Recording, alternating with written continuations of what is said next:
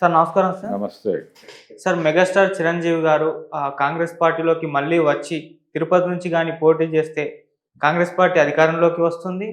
ఆయన ముఖ్యమంత్రి అయ్యే అవకాశం కూడా ఉంది. అవుతారు అని కూడా మరి మాజీ ఎంపీ చింతామోహన్ గారు కొన్ని వ్యాఖ్యలు చేయడం జరిగింది సార్.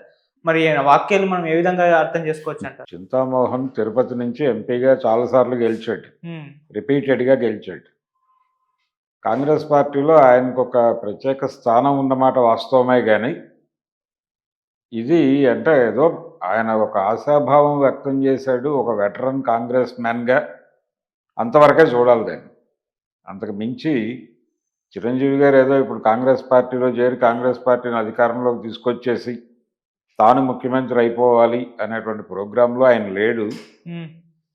ఒకటి నిజానికి ఆయన కాంగ్రెస్ పార్టీలో ఉన్నాడా లేడా అని కూడా ఆ మధ్య చర్చ జరిగింది. కాంగ్రెస్ పార్టీ సభ్యత్వానికి ఆయన రాజీనామా చేయలా.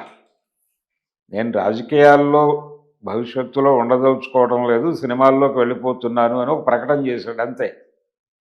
ప్రకటన చేసి ఆయన ఖైదీ నంబర్ 150 అనే సినిమా చేసుకున్నాడు. ఇక అక్కడి నుంచి ఆయన సినిమాలతోనే ఉన్నాడు ప్రస్తుతానికి. హ్మ్. కానీ మధ్య మధ్యలో రాజకీయపు రంగు కూడా చూపిస్తున్నాడు ఆయన. అయితే ఆ రంగు కాంగ్రెస్ రంగు కాదు, బీజేపీ రంగు చూపిస్తున్నాడు ఆయన. ఓకే.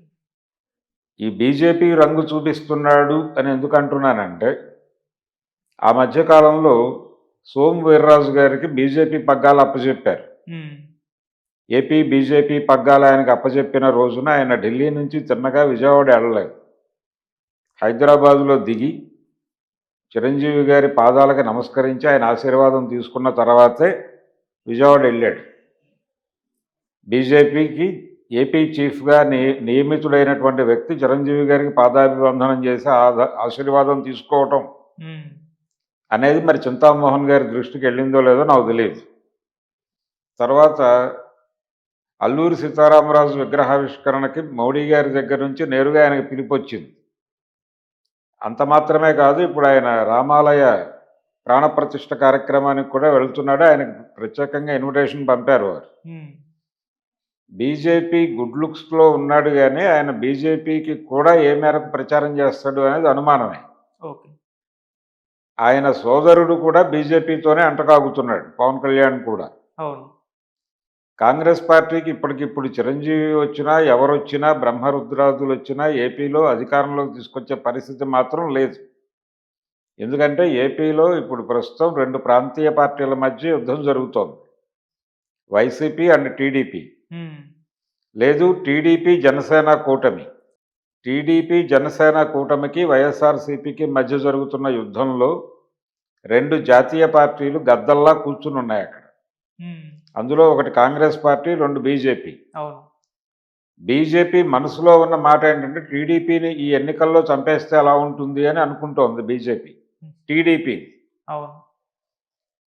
కాంగ్రెస్ పార్టీ వైఎస్ఆర్సీపీని చంపేయాలనుకుంటోంది.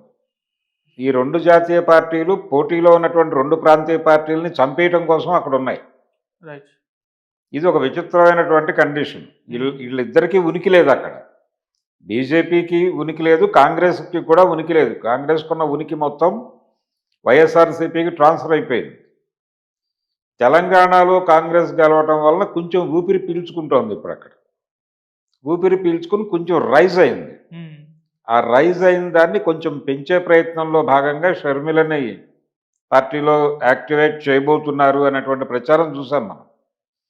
ఈ క్రమంలో కొన్ని సీట్లలో కాంగ్రెస్ పార్టీ నిర్ణయాత్మక శక్తిగా ఉండే అవకాశం మాత్రమే కనిపిస్తోంది, అధికారంలోకి వచ్చే పరిస్థితి లేదు. ఓకే. నిజానికి 2014 ఎన్నికల్లో చిరంజీవి గారు సీరియస్గా పనిచేశాడు కాంగ్రెస్ పార్టీ కోసం ఏపీలో. ఆయన, కొప్పుల రాజు గారు, డొక్కా మాణిక్య వరప్రసాద్ వీళ్ళు ముగ్గురు కలిసి ఒక టీమ్గా తిరిగారు పాపం. కాంగ్రెస్ పార్టీకి కిరణ్ కుమార్ రెడ్డి గారు విద్రోహం చేశాడు ఆ టైంలో. ఆ విద్రోహం జరిగినటువంటి సందర్భంలో చిరంజీవి గారు నిజంగానే బాధ్యత భుజానేసుకుని కష్టపడ్డాడు. ఆ కష్టాన్ని గుర్తించాలి. ఏమీ వర్కౌట్ అవ్వలేదు. టోటల్గా ఫెయిల్యూర్ రికార్డ్ వచ్చిన తర్వాతే, రిపోర్ట్ వచ్చిన తర్వాతే ఆయన ట్రాక్ మార్చి రాజకీయాల నుంచి సినిమాల వైపు ట్రావెల్ మొదలుపెట్టాడు. అప్పటి వరకు ఆయన హోప్తోనే ఉన్నాడు, ఏదన్నా చేద్దాము అని. కాబట్టి ఇప్పుడు కొత్తగా చిరంజీవి గారు కాంగ్రెస్ పార్టీలో చేరక్కర్లా. కాంగ్రెస్ పార్టీకి చిరంజీవి రాజకీయాల్లోకి రావటానికన్నా ముందు కాంగ్రెస్ పార్టీ ఉంది. కాంగ్రెస్ పార్టీకి ఒక చరిత్ర ఉంది. వ్యక్తులు కాంగ్రెస్ పార్టీలో చేరి కాంగ్రెస్ పార్టీని ఉద్ధరించేది ఏమి ఉండదు. ఒక పొలిటికల్ ట్రావెల్ ఉండాలి. ఆ ట్రావెల్ నుంచి డీవియేట్ అయి వెళ్ళిపోయాడు ఆయన. వెళ్ళిపోయినటువంటి వ్యక్తి మీద ఇప్పుడు ఆశలు పెట్టుకుని మాట్లాడటం అంటే వెళ్ళిపోయిన నీళ్ల మీద వంతెనలు కట్టడం. దానివల్ల ప్రయోజనం లేదు. నీళ్లు లేవు అక్కడ. మీరు అనవసరంగా వంతెన కడుతున్నారు. హాయిగా నడిచి వెళ్ళిపోవచ్చు కింద నుంచి ఖర్చు లేకుండా. అవును. అందుకని గతజల సేతుబంధనం అంటారు దీన్ని. ఈ గతజల సేతుబంధనం చేసేటువంటి ప్రయత్నం చిరంజీవి గారు మన పార్టీ ఓడే కదా, మన పార్టీలో ఆ మధ్య గిడుగు రుద్రరాజు గారు చిరంజీవి గారు ఇంకా పార్టీలో ఉన్నారు అని 2023 జనవరిలో ఒక అక్నాలెడ్జ్మెంట్ చెప్పాడు ప్రపంచానికి. వాళ్ళు కూడా ఒక ఐడి కార్డు ఒకటి ఇష్యూ చేశారు. ఆ టైంలో కొంచెం చర్చనీయాంశంగా మారింది. ఆయన ఉన్నాడా లేడే. ఆయన రాజ్యసభ సభ్యుడిగా చివరి రోజుల్లో వెళ్తారా అంటే ఆ రోజుతో ముగుస్తుంది అది. ఈయన రాజ్యసభ గడువు ముగిసే రోజున రాజ్యసభ సమావేశాలు జరుగుతున్నాయి. ఆ జరుగుతున్న సమావేశాలకు ఆయన ఒక్కసారి వెళ్ళి ముఖం చూపిస్తారు అని అనుకున్నారు అందరూ. అయినప్పటికీ చిరంజీవి గారు కదలలేదు, పట్టించుకోలేదు.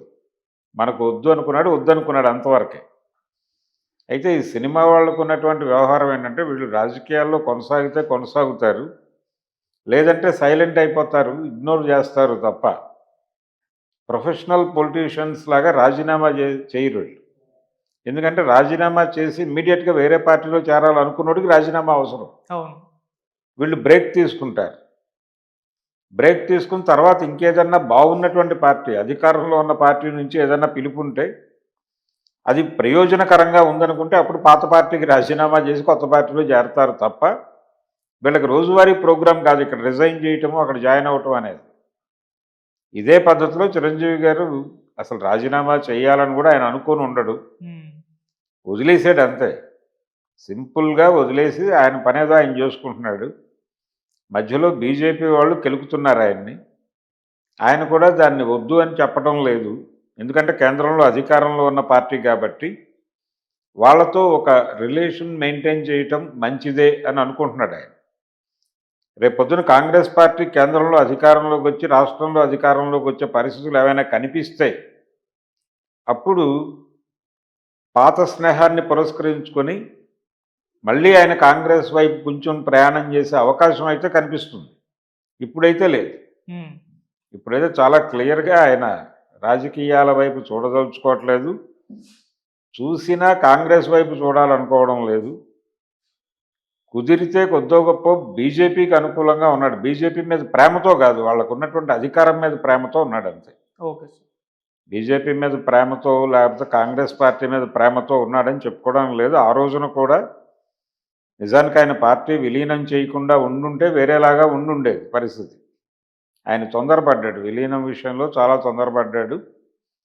మీరు పార్టీని విలీనం చేయొద్దు, పార్టీని అలా ఉంచి బయట నుంచి మద్దతు ప్రకటించండి కావాలంటే కాంగ్రెస్ పార్టీకి అని ఉండవల్లి అరుణ్ కుమార్ లాంటి సలహా చెప్పాడు ఆ రోజుల్లో చిరంజీవికి. కానీ చిరంజీవి గారు అప్పటికే నిర్ణయం తీసేసుకుని ఉన్నాడు. ఉండవల్లి వెళ్ళి చెప్పే నాటికే ఆయన డెసిషన్ తీసేసుకుని ఉన్నాడు కాంగ్రెస్ పార్టీలో మెర్జ్ చేయాలని. దానికి వైఎస్ ప్రోత్సాహం ఉంది, ప్రోద్బలం ఉంది. ఆయనకు కూడా ఆఫర్ నచ్చింది. ఇతర వ్యాపారాలు చేసుకోవడానికి ఇది వదిలించుకోవడానికి కన్వీనియంట్ ఆఫర్ అనుకున్నాడు ఆయన. ఎప్పుడైతే ఆయన ఆ రోజుల్లో 150 సీట్లు వస్తాయి, ఉమ్మడి రాష్ట్రంలో 150 సీట్లు వస్తాయని ఆశించాడు ఆయన. అది కాస్త 12 దగ్గర అక్కడ ఆగింది. సో 12 ఎక్కడ 150 ఎక్కడ గ్యాపు. అయితే ఆయన అప్పుడు ఆ ఎన్నికల్లో కాంగ్రెస్ పార్టీ అధికారంలోకి రావడంలో కీలక పాత్ర పోషించాడు. ప్రజారాజ్యం పార్టీ పెట్టకపోతే చిరంజీవి ఆ ఎన్నికల్లో మహాకూటమి గెలిచి ఉండేది. రాజశేఖర రెడ్డి ఓడిపోయేవాడు. రాజశేఖర రెడ్డి ఓడిపోయి చంద్రబాబు సీఎం అయి ఉంటే రాజశేఖర రెడ్డి చనిపోయేవాడే కాదు. ఎందుకంటే ఆయన హెలికాప్టర్ ఎక్కే అవసరం వచ్చేది కాదు ఆయన ఓడిపోయి ఉంటే. కాబట్టి చిరంజీవి ప్రజారాజ్యం పార్టీ పెట్టడం ద్వారా వైఎస్ మరణానికి కారకుడయ్యాడని కూడా చెప్పుకోవచ్చు. వైఎస్ గెలుపుకి కారణం అయ్యాడు. ఆయన రెండోసారి సీఎం కావడానికి కారకుడు అయ్యాడు. ఉమ్, రెండోసారి సీఎం అయ్యి ఆయన హెలికాప్టర్ ఎక్కడానికి కారకుడు అయ్యాడు. ఫైనల్గా ఆయన మరణించడానికి కారకుడు అయ్యాడు. అది అయిపోయింది. ఆ తర్వాత ఆయన కాంగ్రెస్ పార్టీతో ట్రావెల్ చేశాడు. ఆ ఎన్నికల్లో ఓడిపోయి కాంగ్రెస్ పార్టీ తరఫున రాజ్యసభకి వెళ్ళాడు. కాంగ్రెస్ పార్టీ ప్రభుత్వంలో యూపీఏ ప్రభుత్వంలో ఆయన పర్యాటక శాఖ మంత్రిగా పనిచేశాడు. 2014 ఎన్నికల సందర్భంగా కాంగ్రెస్ పార్టీ స్టార్ క్యాంపెయినర్గా వ్యవహరించాడు 2 తెలుగు రాష్ట్రాల్లోనూ. ఇంత పని చేసినా ఏ ఫలితము లేదు అనే విషయం అర్థమై సైలెంట్గా బయటికి వెళ్ళిపోయి తన సినిమాలు తాను చేసుకుంటున్నాడు. ఉమ్, రిజైన్ చేయకుండా బయటికి వెళ్ళాడు. అది కీలకం. రైట్. అందుకని ఆయన ఏదో ఇప్పుడు కొత్తగా కాంగ్రెస్ పార్టీలోకి వచ్చేది కాదు. ఆల్రెడీ కాంగ్రెస్లో ఉన్నాడు ఆయన. ఓకే. ఉన్నాడు, యాక్టివ్గా లేడు. యాక్టివ్గా ఉండాలని కూడా అనుకోవడం లేదు. ఇలా ఇన్యాక్టివ్గా ఉండేటువంటి సభ్యులు చాలామంది ఉంటారు కాంగ్రెస్ పార్టీ జాబితా తీస్తే. అవును. అలాంటి ఒక ఇన్యాక్టివ్ మెంబర్ అంతవరకే. ఓకే. కాబట్టి చిరంజీవి గారు ఇప్పటికిప్పుడు చింతామోహన్ పిలిచాడను, లేకపోతే సోనియా గాంధీ గారు కలవరించారను, రాహుల్ గాంధీ గారు కబురంపారను కాంగ్రెస్ పార్టీలోకి వెళ్ళాలని అయితే ఆయన ఖచ్చితంగా అనుకోడు. అవును. ప్రయోజనం ఏమీ ఉండదు. ఇప్పుడు ఆయన చేరటం వలన కొత్తగా వనగూడే ప్రయోజనం ఏమీ ఉండదు. Okay sir. సినిమా తారలు రాజకీయ తారలుగా వాళ్ళ ప్రాభవం కోల్పోయాడు ఆయన. ఉమ్, చిరంజీవి గారు సీరియస్గానే కోల్పోయాడు. ఆయన పార్టీ పెట్టి పార్టీ తీసేయటం మీద ఇప్పటికీ ప్రజలలో రకరకాల అభిప్రాయాలు ఉన్నాయి. ఈ పరిస్థితుల్లో ఆయన కొత్తగా రాజకీయాల్లోకి వచ్చి చేయగలిగింది ఏమీ లేదు. హ్యాపీగా తాను చేయదలుచుకున్నటువంటి సినిమాలు చేసుకుంటూ అలా ఉండటమే బెటర్ ఆయన. Okay sir. Thank you so much sir. Thank you.